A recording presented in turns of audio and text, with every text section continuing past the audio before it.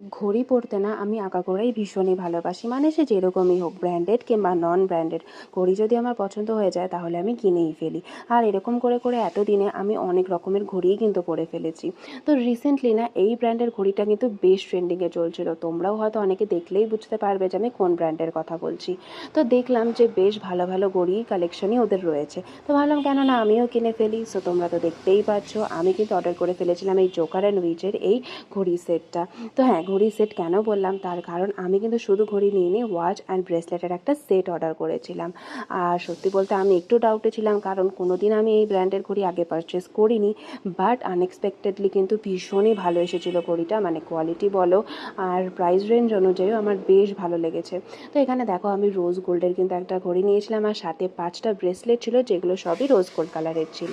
আর সত্যি বলছি আমার তো বেশ ভালো লেগেছে।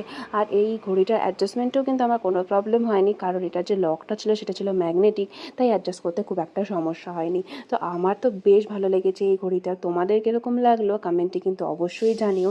আর এই ব্র্যান্ডের ঘড়ি তোমরা আগে পরেছো কিনা বা ইউজ করেছো কিনা অবশ্যই জানিও।